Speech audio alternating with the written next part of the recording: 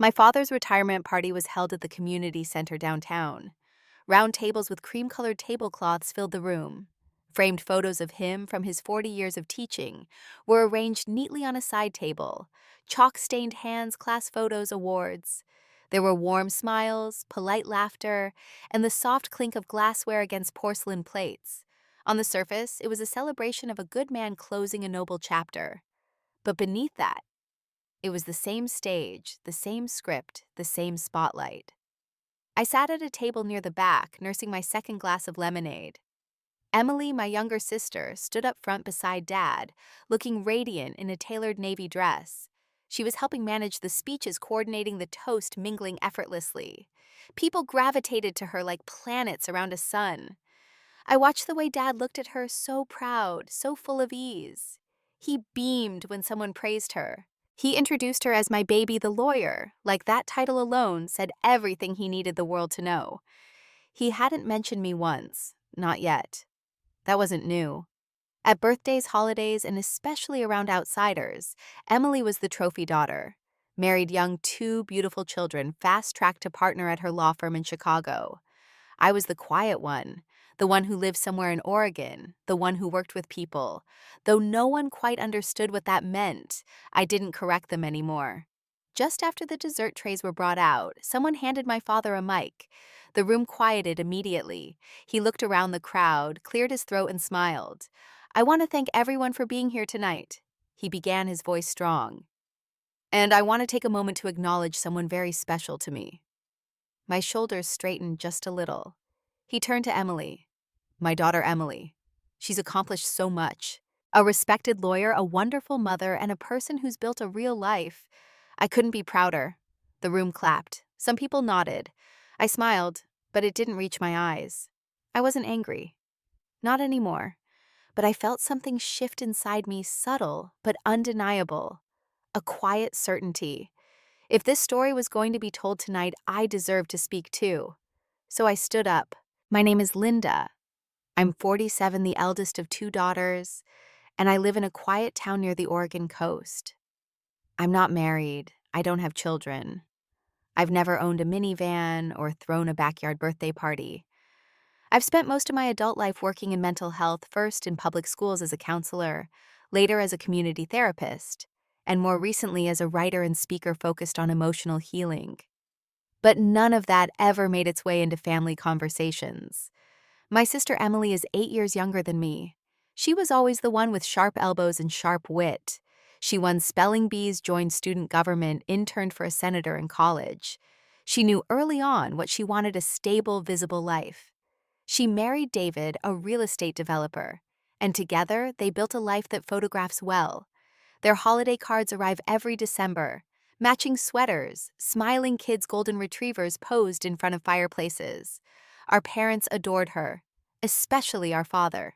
Dad was a high school history teacher for 4 decades. Beloved by students, respected by his peers. He was the kind of man who wore sweater vests without irony. He believed in hard work and tradition and structure. He brought home the same lunch every day: turkey sandwich, apple thermos of coffee, and sat in the same chair at the dinner table every night. He wasn't unkind, but he was strict about what counted as a good life. Success to him looked a certain way: steady job, respectable income, spouse, children, a home in the right zip code. And Emily, she fit that mold so perfectly. It was like she was born from it. Me, not so much. I left home at 20, stayed on the West Coast, and carved a life in places that didn't always come with titles or benefits. I volunteered in domestic violence shelters, helped veterans transition back to civilian life, and ran community support groups for women in crisis. It was quiet work, intimate, often invisible. It didn't make for good cocktail party conversation, but it mattered to me. And when I wasn't working with others, I wrote. Not novels or memoirs, at least not at first. I wrote newsletters, long-form essays about emotional fatigue, healing from abandonment, setting boundaries with difficult people. My writing found its audience online first, a few hundred, then thousands, then more. After years of silence, I self-published a guidebook for women navigating life alone. It was slow to take off, but eventually it climbed onto bestseller lists. I used the income to buy a modest house on the edge of town, a cedar-sided place tucked into the trees with a view of the water and enough space to breathe. None of that ever came up in family Zoom calls. When I visited for holidays, I'd be asked about the weather, my health, whether I was still writing as if it were a hobby I hadn't quite given up. Meanwhile, Emily's life updates came with fanfare promotions, renovations, school awards for the kids. And I didn't mind. Not always, not really. But over the years, a kind of fog settled in. A sense that no matter how full my life became, I'd always be measured by what it lacked: husband, children, corner office, mortgage payments. I'd smile through dinners, help clear dishes, listen to praise heaped on my sister, like frosting on a cake. There was a part of me that used to wonder if maybe I'd made the wrong choice. Maybe I'd taken a path that was too quiet, too unconventional. Maybe that's why no one asked about it. But as I stood at that party watching my father raise his glass to Emily, that doubt disappeared, because I knew who I was now, and I knew what I had built. My work helped people survive grief, start over, learn how to trust again.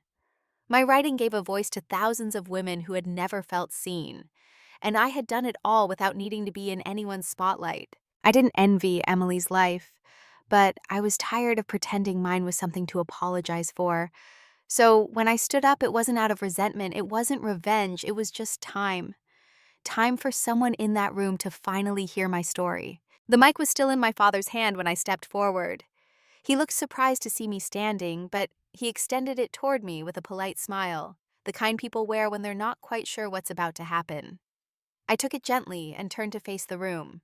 There were maybe 40 people there, old colleagues of my father's, some family friends, a few distant relatives. Conversations had quieted. Forks paused midair. All eyes shifted toward me. I wasn't nervous. Not anymore. "Hi," I began, my voice steady. "I know this is Dad's night and I don't want to take away from that, but I'd like to say something. Just a few words." I glanced at him. He nodded, slightly wary. Emily stood behind him, her arms folded across her chest, an eyebrow raised in that familiar expression of vague impatience.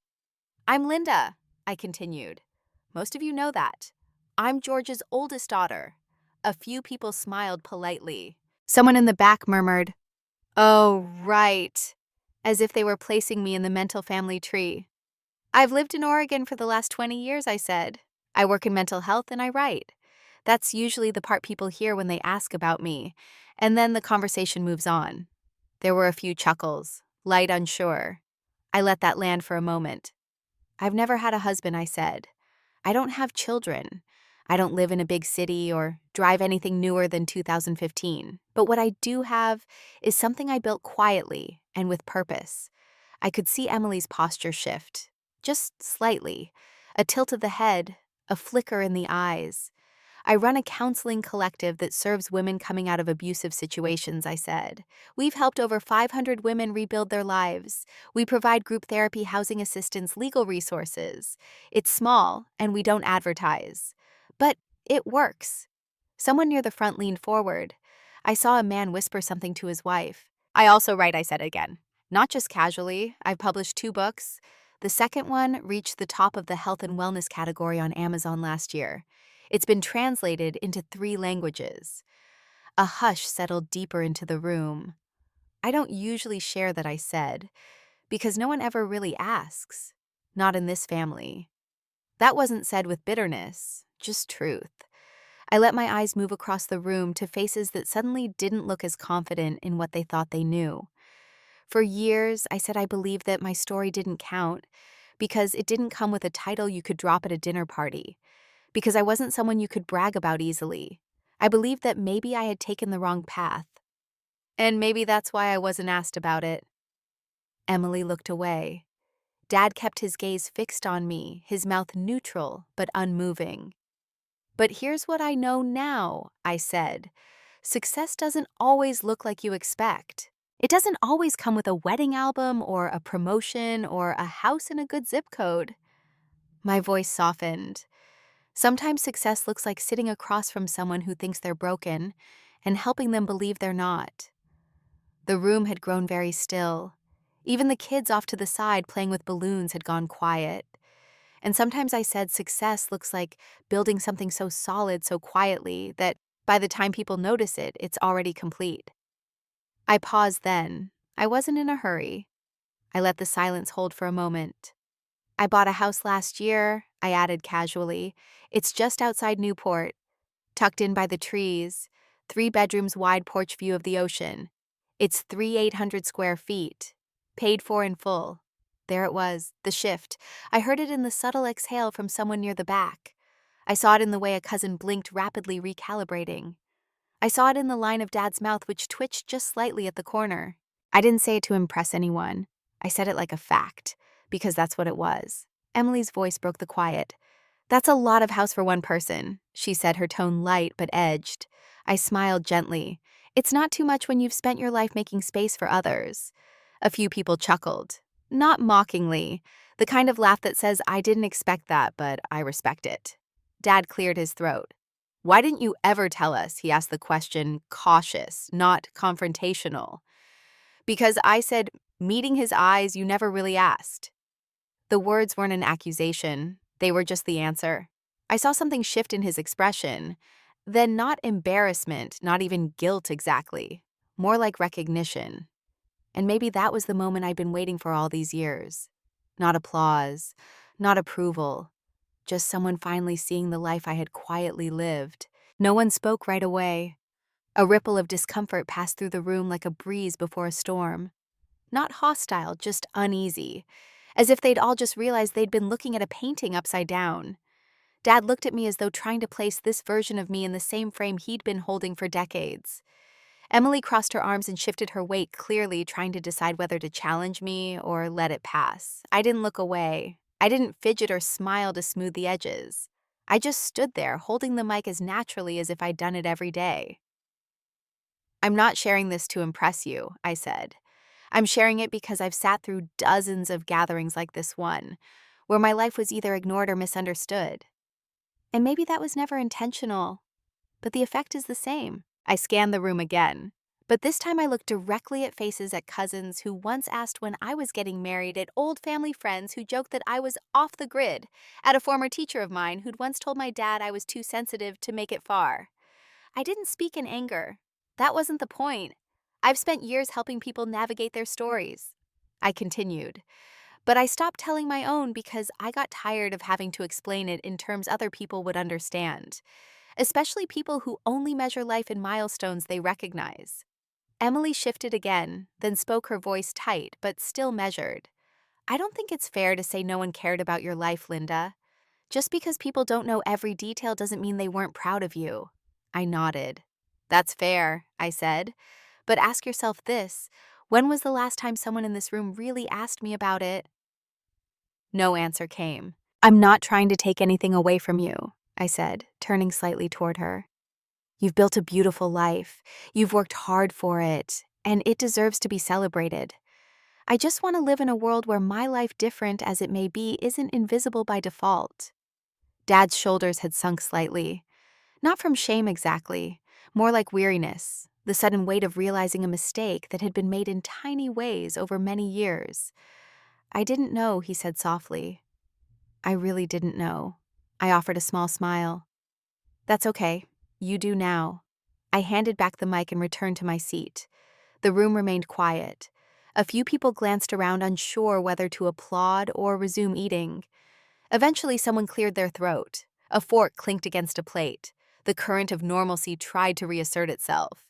But the atmosphere had changed. I noticed it in small ways. A cousin leaned over and asked what my second book was called. An aunt I hadn't spoken to in years touched my shoulder on the way to the dessert table and whispered, "Good for you, sweetheart." Emily, though, remained at the front with Dad. Her smile was tight, her eyes scanning the room like someone trying to reclaim lost footing. She wasn't used to not being the focus. After a while, Dad made his way over to where I was sitting. He moved slowly, like someone approaching unfamiliar ground. He sat beside me, not saying anything at first. "That was a lot," he finally said. "It was honest," I replied. He nodded. "I guess I didn't realize how far apart we'd gotten. You always seemed fine, independent, like you didn't need much." "I didn't," I said. "But that doesn't mean I didn't want to be seen." He let that sit for a moment, then asked, "Why didn't you ever bring this stuff up, the books, the center, the house? I mean, it's incredible." I shrugged. because I was tired of only being asked surface questions. Weather, work, small talk. It was always easier to play along than explain myself to people who weren't really listening. He looked down at his hands. I think I was listening, just not well. I appreciated that he said that, not defensively, just as a fact. Emily always made it easy, he added. Her life was just loud, I guess. Yours was quiet. I know, I said. But quiet doesn't mean small. He looked at me then. Really looked. No, it doesn't. We sat there for a long moment. Emily approached a few minutes later. She didn't look angry, but she didn't smile either. You kind of dropped a bomb tonight, she said. I didn't flinch. It wasn't a bomb. It was a door. She folded her arms. A door to what? To seeing me, I said. To seeing what I've built. To understanding that just because I didn't follow the same script doesn't mean I got lost. She bit her lip. I didn't mean to make you feel invisible. I know, I said. But you never asked either. Not once. She looked away. You always seemed like you were doing your own thing. Like you didn't want to share. I didn't want to perform, I said. There's a difference. She nodded slowly. Well, she said your house sounds amazing. I smiled. It is. What made you buy it? She asked, finally curious. I wanted a place that felt like peace, I said. And I wanted to own something that couldn't be taken from me. Not by a bank, not by anyone's opinion. She gave a low whistle. Paid in full, huh? Yeah. You know, she said we're still paying on our second mortgage. David overextended a bit on the renovations. Looks great, but it's going to take a while to crawl out of it. I didn't gloat. I just nodded. Sometimes I wonder, she added, what it would feel like to just have stillness. You can still have it, I said. Not with kids and deadlines and loans, she muttered. Then she looked at me again. You really did build something. All this time I thought you were just coasting. I looked at her and said gently, that's the thing about quiet people. You only notice them when they stop being silent. Dad came over then holding 2 slices of cake. He handed one to me without a word and sat between us. For the first time in years, we sat there not competing, not correcting, just sitting. And for once I didn't feel like I had to shrink to make room. The rest of the evening passed more softly than it began. The speeches were over, the food mostly cleared, and the crowd slowly thinned. Outside the community center, a light drizzle had started turning the parking lot slick and quiet. I stood near the coat rack, slowly slipping on my jacket. My hands moved without rush, the kind of calm you only get when something inside has settled. Dad was talking to an old friend by the dessert table, and Emily was helping Mom pack up the leftover pie. No one stopped me. No one needed to. For most of my life, I had walked out of family events with a tightness in my chest, a quiet ache that lingered long after the last hug goodbye. It was the ache of being seen but not known, of existing in the background, of having value measured by the wrong standards. But that night, I didn't feel small. I didn't feel forgotten. I felt still. And that was enough. As I reached for the door, I heard someone call my name. It was my father. He walked over slowly, one hand in his pocket, the other holding a napkin-wrapped piece of cake. Your mother says you like the lemon one, he said. I smiled. I do. He offered it to me, and I took it. Then we stood there near the exit, both holding the weight of years that had passed too quickly and too quietly. I want to say something, he said, not meeting my eyes. I waited. You're right, he said simply. I haven't asked enough. I've praised things I could measure. Job titles, degrees, family photos. Maybe because that's what people always praised in me. He looked up then. But that doesn't mean I didn't care. It just means I didn't know how to see you. I nodded slowly. It's hard to see what you never look for. He sighed, not in defeat, but in honesty. I'm proud of you, Linda. I don't think I ever said that out loud, but I am. My throat tightened, but I didn't let the tears come. Not there. Not yet. Thank you, I said. You didn't need it, he added. But you deserved it. That, I think, was the real shift. Not the confession, not the recognition, but the understanding that validation was not a reward but a responsibility. Emily joined us a moment later, her coat already on car keys in hand. She looked between us and offered a tentative smile. You leaving? She asked. Yeah, I said. It's a long drive home.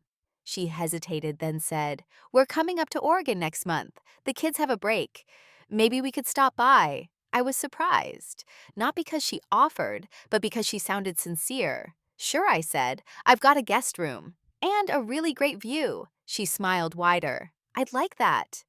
We stood there for a beat longer, and then I pushed open the door. The rain was soft but steady, the kind that lingers without demanding attention, the kind you grow used to in the Pacific Northwest. I stepped out into it, pulling my hood up, the lemon cake still warm in my hand. The walk to the car felt different than all the others before it. Lighter. Not because the night had been perfect, but because I had finally stopped asking for permission to be seen. For so many years, I had confused quiet with invisibility. I had believed that if I wasn't loud about my life, it wouldn't count. But the truth is, some lives don't need an audience. They just need to be lived honestly. I had built something real, not for applause, not for Instagram, not for approval, but because I knew the kind of life I wanted. And that night I realized I didn't need anyone to crown it. I only needed to live it. Families are strange like that. They can love you without knowing you. They can mean well and still leave wounds.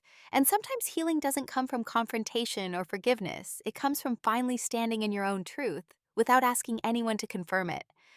That night, I didn't walk away from my family. I walked back toward myself. And the silence that followed wasn't cold or empty. It was peace.